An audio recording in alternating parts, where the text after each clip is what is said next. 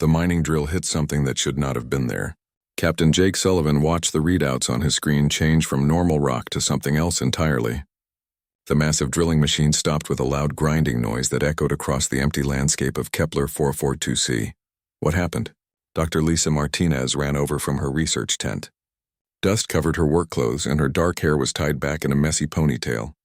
She had been studying rock samples all morning. Jake pointed at his screen. We hit metal. Really old metal. Lisa looked at the numbers and frowned. That can't be right. There's no civilization recorded on this planet. The Galactic Council checked everything before they gave us permission to mine here. The planet was supposed to be empty, just rocks and minerals that human companies could dig up and sell. It was one of the few ways humans could make money in galactic society. Most alien races saw humans as useful but not very important. Get Commander Alex Hayes over here, Jake said, and call the Galactic Council observer. They need to see this. 20 minutes later, Alex Hayes arrived in his security vehicle. He was a big man with short brown hair and serious eyes. Behind him came Zethkar, the reptilian saurian who watched over all human mining operations. Zethkar's green scales caught the sunlight as he walked on his two strong legs. Show me, Alex said simply. Jake pulled up the drill readings on a bigger screen. We were going down to find iron deposits. At about 200 meters, we hit this. He pointed to a line on the screen. It's not rock. It's definitely metal, and it's huge. Zethkar's yellow eyes grew wider. His long tail moved nervously behind him. How huge? The metal structure goes on for at least 5 kilometers in every direction, Lisa said. She had been running more scans while they waited. And it goes down deep. Really deep. Could be an old mining facility, Alex suggested. Maybe some alien race left equipment here long ago. But Lisa shook her head. I don't think so. Look at these energy readings. She showed them another screen. There's still power down there. Very faint, but it's there. Zethkar made a hissing sound that meant he was worried. We must report this to the Galactic Council immediately. Wait, Jake said. Let's dig down a little more first, just to see what we're dealing with. Over the next 3 hours, they carefully cleared away dirt and rock from the metal surface. What they found made everyone stop talking. The metal was smooth and dark with patterns carved into it. The patterns looked like writing. Lisa knelt down and brushed dirt away from the symbols with a soft brush. Her hands were shaking with excitement. These symbols, I've seen them before. Where? Alex asked. In old human history books. Really old ones. From before we joined the Galactic Council. Zethkar's tail was moving faster now.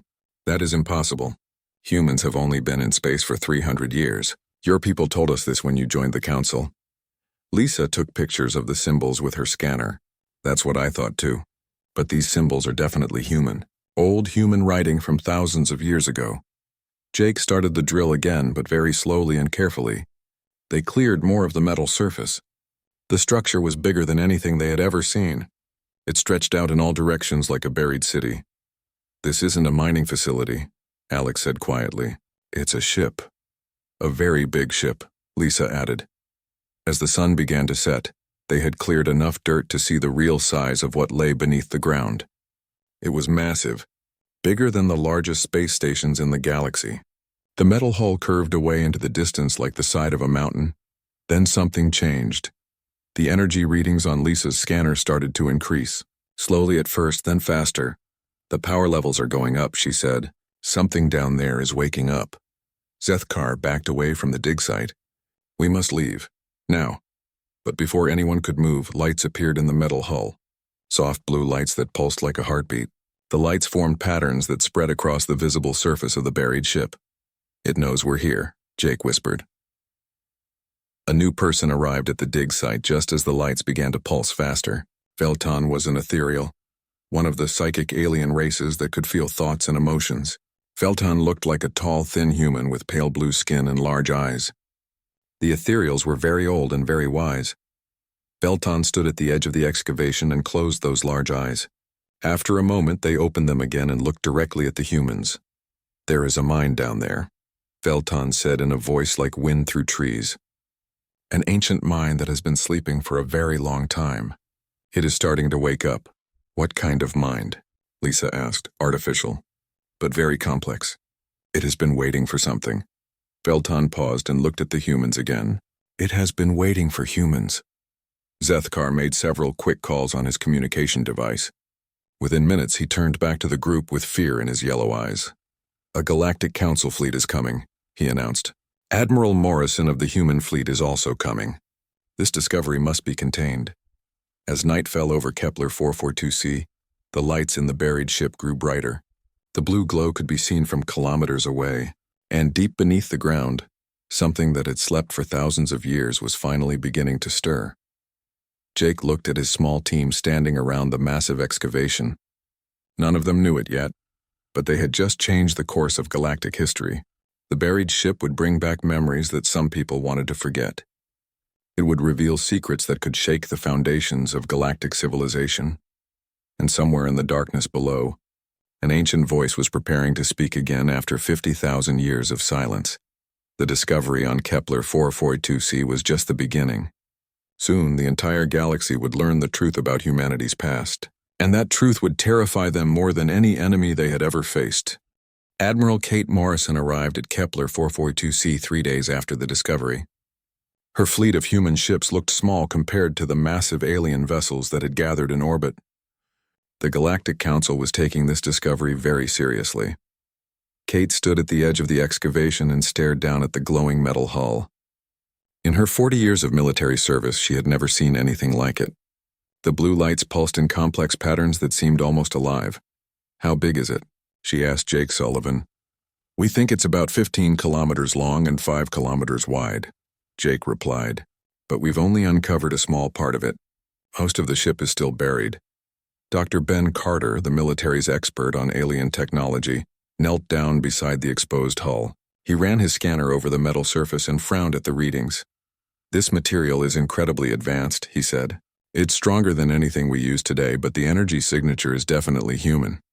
Chief Petty Officer Nick Torres was working on a drilling platform nearby. He had been trying to cut through the hull for 2 days without success.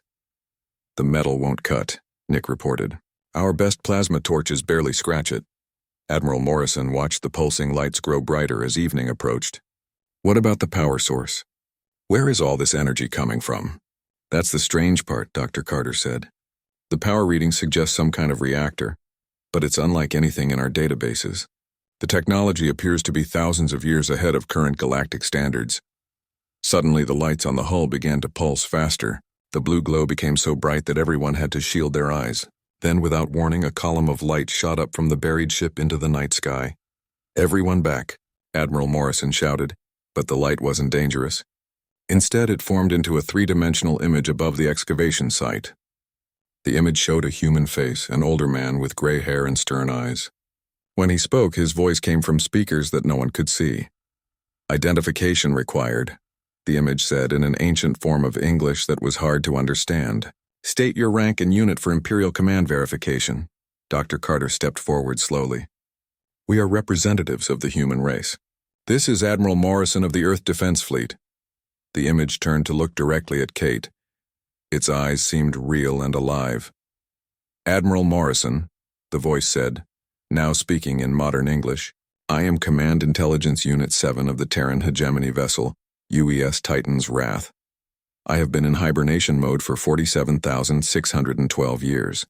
Please provide current status of Imperial Command." Everyone stared at the image in shock. Admiral Morrison was the first to find her voice.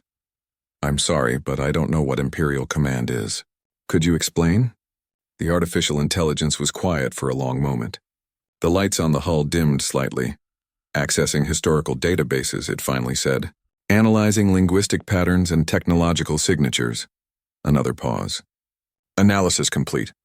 The Terran hegemony appears to have fallen. Current human civilization shows significant technological regression." "Terran hegemony?" Dr. Carter asked. "The Galactic Empire ruled by Terra, your planet Earth, for over 10,000 years," the AI explained. At its height, the hegemony controlled over 400 star systems and maintained military superiority over all known alien civilizations. Selnara, an elegant celestial diplomat who had arrived that morning, stepped forward. The Celestials were tall and graceful, with silver skin that seemed to glow in the starlight. "This is impossible," Zelnara said in her musical voice. "Humans have only been spacefaring for 3 centuries. The Galactic Council has detailed records of your first contact with alien civilizations. The AI turned its attention to the alien diplomat. Records indicate that celestial civilization was granted independence in the Outer Rim territories in exchange for technological cooperation. You were considered a minor but useful ally. Selnara's silver skin paled even more. That cannot be true. Truth is not determined by belief. The AI replied simply. Gorthmag, a massive Krogan warrior, pushed through the crowd. The Krogan were a brutal race that loved fighting and conquest. Gorthmag stood over 2 meters tall and was covered in thick armor. If humans once ruled the galaxy, where is this empire now? He demanded in his deep, growling voice. Unknown, the AI admitted. Final Imperial Command transmissions indicated a major civil conflict. All ships were ordered to defensive positions. Then silence. Dr. Carter was recording everything on his personal device. What kind of weapons does your ship carry? The AI's expression became more serious. The Titan's Wrath is equipped with quantum disruptor cannons, planetary bombardment systems, and defensive shields capable of withstanding direct stellar bombardment. We also carry a full complement of fighter craft and assault vehicles. How many ships like this did the hegemony have? Admiral Morrison asked. At last count, the Imperial Navy maintained over 50,000 vessels of similar or greater capabilities. The number hit everyone like a physical blow. 50,000 ships, each one more powerful than anything in the current galaxy. Where are the other ships? Kate asked quietly. Unknown. I am attempting to contact other vessels on Imperial frequencies, but I'm receiving no responses. As if triggered by the AI's words, energy readings began spiking all across the hull. Warning lights appeared on everyone's scanners. The ship's defensive systems are activating, Dr. Carter announced with worry in his voice. A shimmering barrier of energy suddenly surrounded the entire excavation site. The barrier extended up into the sky and down into the ground, creating a perfect dome over the buried ship. This is a protective measure, the AI explained as alien security forces tried unsuccessfully to penetrate the barrier. Until I can verify the current political situation, the Titan's Wrath will remain in defensive mode. Admiral Morrison tried to maintain her calm. What do you need to verify? I require access to current galactic political databases and confirmation of human governmental authority. I also need to understand what happened to Imperial Command and the rest of the fleet. The AI paused and looked around at all the humans and aliens gathered at the site. Most importantly, it continued, I need to know why humans appear to be subordinate to alien authority. This situation is completely contrary to all Imperial protocols. Zethkar had been making frantic calls to his superiors all day. Now he approached the energy barrier with obvious fear. The Galactic Council demands that you lower your defenses and submit to inspection, he called out. The AI turned its attention to the reptilian Saurian. The Galactic Council was a minor administrative body established to manage trade disputes between lesser species. By what authority do they make demands of Imperial vessels? Lesser species? Gorthmag roared. We conquered half the galaxy. Correction, the AI said calmly. According to my records, Krogan expansion was limited to 12 star systems before Imperial forces contained your territorial ambitions. You were permitted to maintain those systems in exchange for military service contracts. As the night wore on, more alien fleets arrived in orbit, but none of their weapons could penetrate the barrier that protected the buried ship. The AI continued to ask questions about galactic history, and each answer seemed to disturb it more. Finally, Admiral Morrison asked the question that everyone was thinking. If the Terran hegemony was so powerful, how did it fall? The AI was quiet for a long time. When it finally spoke, its voice was sadder than before. Civil war, it said simply. Brother fought against brother. The greatest empire in galactic history destroyed itself from within. As dawn broke over Kepler 442c, the AI made an announcement that would change everything. I am activating emergency protocols. All Imperial vessels and installations are hereby ordered to resume active status. The hegemony must be restored. And across the galaxy on dozens of forgotten worlds, ancient machines began to hear the call. Professor Sam Watson had spent his entire career studying ancient civilizations that had disappeared from the galaxy. He never expected to find one that belonged to his own species.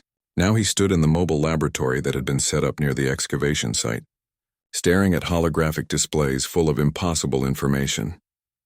According to these records, Sam said to Captain Ryan Blake, humans didn't just have an empire.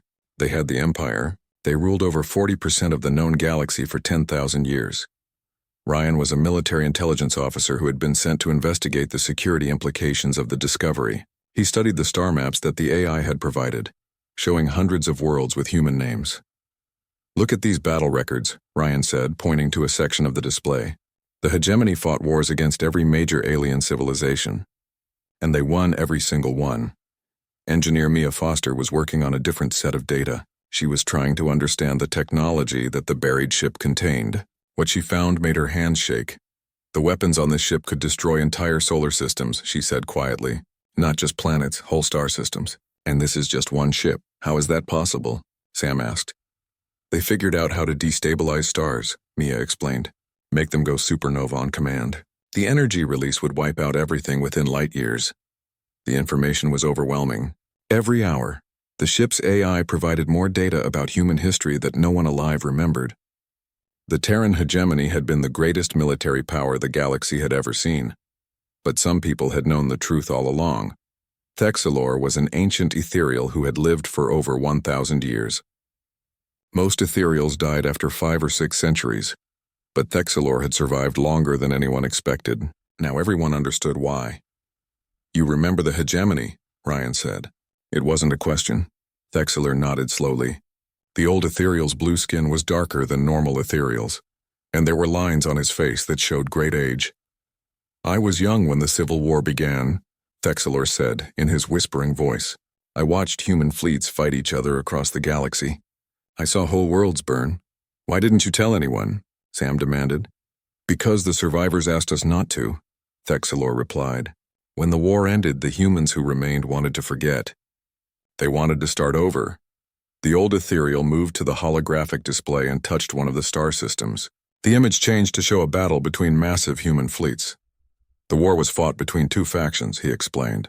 The Imperials wanted to keep the Empire and rule over all other species forever. The Federalists wanted to give up the Empire and share technology with other races. Who won? Mia asked. The Federalists, Thexalor said. But their victory came at a terrible cost. They had to destroy most of their own fleet to stop the Imperials. Billions of humans died. Ryan studied the battle records more carefully. What happened to the survivors? They scattered, Thexalor explained. Some went into hiding on remote worlds. Others destroyed their technology and chose to live simple lives. A few wiped their own memories so they could truly forget the past. And the Galactic Council? Sam asked. Thexalor was quiet for a moment. The council was created by the surviving humans. They wanted other species to govern the galaxy, while humans learned to live without power. The revelation hit them like a physical blow. The Galactic Council hadn't defeated humanity or limited their expansion. Humans had created the council and voluntarily given up their empire. The council knows all of this? Ryan asked. The older members do, Thexalor confirmed. We have been watching humans for 50,000 years, waiting to see if they would remember their past. Captain Blake immediately contacted Admiral Morrison, who was still at the excavation site. Within an hour, she was in the laboratory studying the same records. So we ruled the galaxy, Kate said slowly. Then we gave it up. According to these records, yes, Sam replied. But there's something else. The AI has been trying to contact other Imperial installations. It's getting responses. Kate's eyes widened. How many responses? Dozens, Mia said. Hidden bases, buried ships, secret facilities. They're all over the galaxy and they're all waking up. On the main display, a new star map appeared. It showed the current galaxy, but with red dots marking the locations of awakening Imperial installations. There were far more red dots than anyone expected. These bases have been hidden for 50,000 years, Sam explained, but they were designed to activate if an Imperial ship ever sent out an emergency signal. Which is exactly what happened when the Titan's wrath woke up, Kate realized. Ryan pointed to one cluster of red dots near the galactic core. Some of these installations are in the middle of current alien territories. The Saurians have built their capital world right on top of what used to be a human naval base. As they studied the data, a new holographic figure appeared in the laboratory. It was High Counselor Zerthak, the supreme leader of the Galactic Council. The ancient reptilian's image flickered slightly. indicating he was transmitting from his flagship in orbit.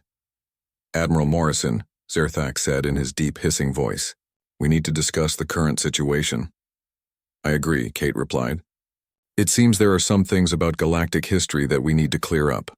Zerthak's large eyes looked tired. "The Council has been preparing for this day for thousands of years. We always knew that eventually humans would rediscover their heritage." "And what did you plan to do when that happened?" Ryan asked. "We hoped it would never happen," Zerthak admitted. "The galaxy has been peaceful for 50 millennia because humans chose to forget their power.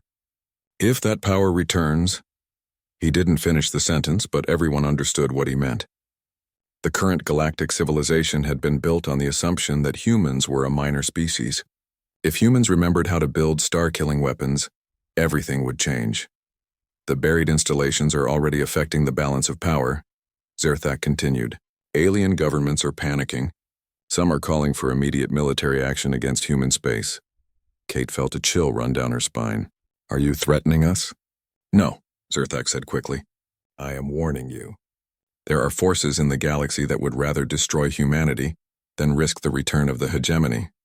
On the display, more red dots appeared as additional Imperial installations responded to the Titan's Wrath signal.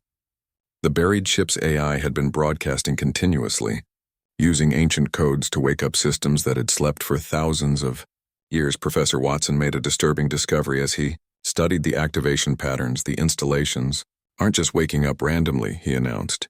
"They're following a specific protocol. They're preparing for something." "Preparing for what?" Admiral Morrison asked. Sam's face was pale as he read the data. "According to the Imperial military codes, these installations are activating war protocols. They think the hegemony is under attack." "But we're not at war with anyone," Kate protested. "The AI systems don't know that," Mia explained. "They've been asleep for 50,000 years. As far as they know, the Civil War is still happening." Ryan studied the tactical displays that were now appearing throughout the laboratory. "How long before these systems become fully operational?"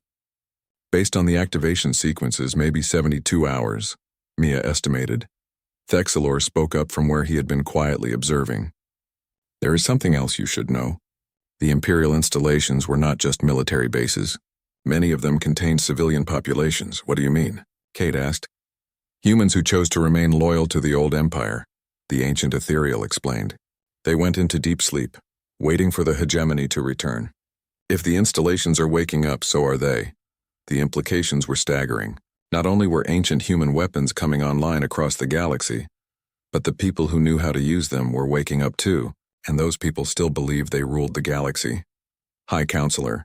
Zerthak's image flickered with interference as more emergency signals flooded galactic communication networks. "Admiral Morrison," he said urgently, "you have less than 3 days to control this situation before the galaxy descends into chaos. Every major alien civilization is mobilizing their fleets. They will not allow the hegemony to return." As the transmission ended, Kate looked around at her team.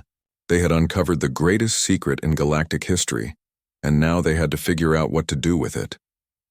Outside the laboratory, the Titan's Wrath continued to broadcast its ancient codes, and across the galaxy sleeping giants began to stir. General Chris Murphy received the emergency transmission while he was having breakfast in his office on Earth.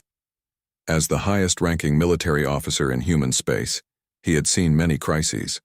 But nothing had prepared him for this. "How many alien fleets?" he asked Admiral Morrison over the secure communication link. 17 major battle groups, Kate replied from Kepler 442c. "The Saurians, Krogans, and Celestials have all declared a state of emergency. They're demanding that we shut down all Imperial installations immediately." Chris looked at the tactical display on his wall. Red warning indicators showed alien fleets moving throughout the galaxy. Many of them were heading toward human colonies. "What's our response capability?" he asked. "Officially, we have the Earth Defense Fleet and about 40 colonial patrol ships," Kate said. "Against 17 alien battle groups, we wouldn't last an hour." "And unofficially?" Kate's expression changed. "The Imperial installations that have activated are requesting authentication codes. If we provide them, we would have access to weapons that could sterilize planets." Ambassador Rachel Stone burst into the general's office without knocking. Her usually perfect diplomatic attire was wrinkled, and her face showed the strain of the past 3 days. "The Galactic Council just voted," she announced breathlessly. They're giving us 24 hours to surrender all Imperial technology. If we refuse, they'll consider it an act of war. Chris stood up slowly. In his 30 years of military service, he had always believed that diplomacy was better than warfare. But the aliens weren't offering negotiation. They were demanding surrender. "Get me Lieutenant Colonel Dan Rodriguez," he ordered his aide. Dan Rodriguez commanded the most elite unit in the human military. His special forces teams were trained for impossible missions behind enemy lines. Now Chris needed him for the most important mission in human history. "Dan, I need you to get to the nearest Imperial installation," Chris said when the call connected. "We need to understand exactly what we're dealing with." "Already on my way, sir," Dan replied. "There's an awakening facility on Tau Ceti Prime. My team should reach it in 6 hours." Meanwhile, the alien response was becoming more aggressive by the hour. Fleet Admiral Kolvex of the Saurian military had positioned his ships around human space like a noose. The reptilian commander had fought in dozens of wars and never lost a battle. "The humans must be contained," Kolvex declared during an emergency council session. "If they regain access to hegemony weapons, they will dominate the galaxy again." War Maiden Helga of the Krogan battle fleets was even more direct. The massive warrior woman had scars from 100 battles covering her arms and face. "We should attack now while they are still weak," she growled. "Waiting only gives them time to activate more weapons." But some voices urged caution. Elder Yulamoth, an ancient ethereal who had remained silent during most council debates, finally spoke. "You speak of containing the humans as if they are wild animals," Yulamoth said in his whispering voice, "but you forget that they chose to give up their empire. They could have ruled forever, but they chose peace instead." "That was 50,000 years ago," Kolvex replied. "These humans might not make the same choice." On Tau Ceti Prime, Lieutenant Colonel Rodriguez and his team reached the Imperial installation just as it finished its activation sequence. What they found there changed everything. The installation was built into a mountain with massive doors that had just opened for the first time in millennia. Inside, they discovered not just weapons and ships, but people. Thousands of humans in cryogenic sleep chambers were beginning to wake up. "Who are you?" asked the first person to emerge from the chambers. She was a woman with short gray hair and the bearing of a military officer. Her uniform was unlike anything in the modern human military. "Lieutenant Colonel Dan Rodriguez, Earth Defense Force," Dan replied. "What's your name and rank?" "Admiral Lisa Chen, Imperial Navy," the woman said. "What year is it?" When Dan told her, Admiral Chen's face went pale. 50,000 years? What happened to the Empire? Dan quickly explained what they had learned about the Civil War and the Federalist victory. Admiral Chen listened without interruption, but her expression grew darker with each detail. "So the Council aliens think they can threaten us?" she said when Dan finished. "They have forgotten who we are." "The situation is very delicate," Dan explained. "We're trying to avoid a war." Admiral Chen looked at him as if he had said something incomprehensible. "Avoid a war? Lieutenant Colonel, they are the ones who should be avoiding a war with us." As more Imperial survivors awakened, Dan began to understand the real scope of the problem. These people remembered when humans ruled the galaxy. They remembered when alien races begged for mercy and paid tribute to human emperors. The idea of negotiating with aliens as equals was completely foreign to them. "How many installations like this are there?" Dan asked. 47 major bases plus over 200 smaller facilities, Admiral Chen replied. Each one contains between 10,000 and 50,000 personnel in cryogenic storage. The numbers were staggering. Millions of humans who still believed in the Empire were waking up across the galaxy, and they all had access to weapons that could destroy star systems. Back on Earth, General Murphy was dealing with his own crisis. The alien fleets were moving closer to human colonies, and panic was spreading through the civilian population. "Sir," his aide announced, "we're receiving a transmission from the Imperial installation on Proxima Centauri. They're requesting orders." Chris activated the communication link. The face that appeared on his screen belonged to a middle-aged man with the confident bearing of someone used to command. "This is Admiral Tony Rivera, Imperial Navy. I understand you are the ranking human military officer. I'm ready to receive orders for the defense of the Empire." "Admiral Rivera," Chris said carefully, "there have been some significant political changes since your time. We're not at war with the alien races." Rivera's expression didn't change. "I'm aware of the current situation, General, But I'm also aware that 17 alien battle groups are currently surrounding human space with obvious hostile intent. Whether you choose to call it war or not, they are preparing to attack us. Chris couldn't argue with that assessment. The alien fleets were definitely in attack positions. What are you suggesting? Chris asked. I suggest we remind them why attacking humans is a bad idea, Rivera replied. I have 12 Imperial dreadnoughts at this facility alone. They are fully armed and ready for combat. The transmission ended, leaving Chris to consider an impossible choice. He could try to surrender to the aliens and hope they would show mercy, or he could authorize the use of weapons that could reshape the galaxy. His decision was made for him when the first alien attack began. War Maiden. Helga had grown tired of waiting for orders from the Council. Her Krogan battle fleet struck the human colony on New Munich without warning. The small colonial defense force was destroyed in minutes, but New Munich was only 30 light years from an awakening Imperial installation. Admiral Rivera's 12 dreadnoughts appeared in the New Munich system just as Helga's fleet was beginning to bombard the planet. The Imperial ships were larger than anything in the current galaxy, and their weapons were beyond anything the Krogans had ever faced. The battle lasted exactly 17 minutes. When it was over, Helga's entire fleet had been destroyed, not damaged or defeated, completely vaporized. The Imperial dreadnoughts hadn't even been scratched. The news of the battle spread through the galaxy in hours.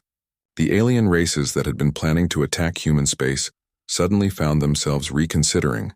The humans hadn't just defended themselves. They had demonstrated a level of military power that terrified everyone. General Murphy received a priority transmission from High Counselor Zerthak just hours after the battle. General, the reptilian leader said, his voice shaking slightly. We need to talk. I agree, Chris replied, but this time we'll be talking as equals. As the news of humanity's victory spread, more Imperial installations activated across the galaxy. Ancient human fleets began emerging from hidden bases in dead star systems. And suddenly, every alien government was asking the same question. How do you negotiate with a species that can destroy your entire civilization in a matter of hours? The galaxy was about to find out. President Helen Parker stood at the window of her office in Geneva, looking out at the city where humans had once signed their first peace treaties. Now she was about to negotiate the most important agreement in galactic history. 6 months had passed since the Battle of New Munich. The galaxy had changed completely in that time. Ancient human fleets now patrolled space lanes that had been controlled by alien powers for 50,000 years. The Galactic Council had been dissolved, and every major alien civilization was begging for new treaties with humanity. Madam President, her aide announced, the alien delegates have arrived. Helen nodded and walked to the conference room where the future of the galaxy would be decided. She had been a senator before the crisis began, known for her skill at finding compromise between opposing groups. Now she led a restored human government that controlled the most powerful military force in known space. Admiral Tony Rivera was already in the conference room, reviewing tactical displays with Dr. Grace Liu, the chief diplomatic advisor. Rivera had become the face of the Imperial forces, though he had adapted surprisingly well to the political changes of the modern era. The aliens are scared, Grace reported. After New Munich, every government in the galaxy sent representatives. They're all willing to negotiate. What about the other Imperial commanders? Helen asked. Are they on board with the new approach? Rivera nodded. Most of them understand that times have changed. We're not the same people who built the original empire. We have a chance to do things better this time. The alien delegates entered the room one by one. High Counselor Zerthak looked older and more tired than before. His reptilian features showed the strain of the past months. Behind him came representatives from every major alien civilization. Elder Yulmoth was there for the ethereals, his ancient blue face thoughtful as always. Prime Minister Kekstar represented the Celestials. He was a younger leader who had taken power after the previous government fell during the crisis. Even the Krogans had sent a delegate. The War Maiden Helga was conspicuously absent. Her replacement was a grizzled warrior named General Vactor, who had the wisdom to understand when it was time to talk instead of fight. Thank you all for coming, President Parker began. We're here to create a new structure for galactic civilization, one that learns from the mistakes of the past Zerthak leaned forward slightly. President Parker, we must address the obvious question. Now that humanity has regained its power, what are your intentions? Helen had expected this question. It was the fear that kept every alien leader awake at night. Our intention is to create a true partnership, she replied. Not an empire where one species rules over others, but a confederation where all species work together. And if we refuse? General Vaktor asked bluntly. Admiral Rivera answered before Helen could speak. Then you refuse. We're not going to force anyone to join us, but we also won't tolerate attacks on human colonies or citizens. The message was clear. Humanity was offering cooperation, but they were also demonstrating strength. The aliens could choose to be partners or they could choose to be left alone, but they could not choose to be enemies and survive. Dr. Liu activated a holographic display showing a new political map of the galaxy. We're proposing the creation of the Galactic Federation. Each member species would maintain control over their home systems, but major decisions would be made by a joint council. With humans having veto power? Kextar asked suspiciously. With no single species having veto power, Helen corrected. Decisions would require consensus. If we can't agree, then each species handles the issue on their own. Elder Yulmuth studied the proposal carefully. What about technology sharing? The humans now have access to weapons that could destroy our civilizations. We're prepared to share selected technologies, Admiral Rivera said, under strict oversight and with safeguards to prevent misuse. But the most dangerous weapons will remain under human control. The negotiations continued for 3 days. Each alien representative had concerns and demands. The Saurians wanted guarantees that their trade routes would remain protected. The Krogans wanted assurance that they could still settle new worlds for their expanding population. The Celestials requested access to advanced human medical technology. But the most important discussion came when Elder Yulmuth asked about the future. President Parker, the ancient ethereal said, there is something that the old imperial records mention, something that the original hegemony was preparing to face, an enemy from beyond our galaxy. Helen exchanged glances with Admiral Rivera. They had found references to this threat in the awakened databases, but the information was incomplete. What do you know about it? Helen asked. Very little, Yulmuth admitted. But the Imperial fleets were positioning themselves along the galactic rim for a reason. They were expecting something to arrive from the void between galaxies. Admiral Rivera pulled up classified files on his personal display. We've found evidence of scout ships that never returned from deep space missions. The last Imperial transmissions mention contact with entities of unknown origin and hostile intent. The room fell silent as everyone considered the implications. If there was a threat from outside the galaxy, then all their political disputes seemed very small in comparison. When? Zerthak asked quietly. We don't know, Rivera admitted. The Imperial records were damaged during the Civil War, but some of the awakened AI systems are detecting unusual energy signatures at the galactic edge. President Parker made a decision that would define her presidency. Then we need to be ready. All of us working together. The aliens looked at each other with new understanding. The humans weren't just offering partnership. They were offering protection against something that could threaten everyone. Over the following weeks, the details of the Galactic Federation were worked out. Humanity would lead the military defense of the galaxy, but civilian government would be shared among all member species. Technology would be distributed based on need and capability. Most importantly, no single species would dominate the others. The signing ceremony took place on Kepler 442c, at the site where the Titan's wrath had first awakened. The buried ship had been fully excavated and now served as a monument to humanity's past and a symbol of their commitment to a better future. Captain Jake Sullivan, who had started it all with his mining operation, was given the honor of activating the Federation's first joint deep space monitoring station. The station would watch for signs of the mysterious threat from beyond the galaxy. Admiral Tony Rivera stood beside President Parker as she signed the Federation Charter. Do you think we're doing the right thing? He asked quietly. I think we're doing the human thing, Helen replied. We're trying to learn from our mistakes and build something better. As the ceremony concluded, the Titan's wrath sent out a new signal across the galaxy. But this time it wasn't a call to war. It was a message of hope and cooperation that reached every inhabited world. The message was simple. The galaxy stands united. In the months that followed, the Federation grew stronger. Former Imperial installations were converted into research facilities and defensive bases. Alien scientists worked alongside human engineers to develop new technologies. Trade flourished between species that had barely spoken to each other before the crisis, but everyone remained watchful of the galactic edge, where deep space monitors searched for signs of the approaching threat. Whatever had frightened the original hegemony was still out there, moving slowly but steadily toward their galaxy.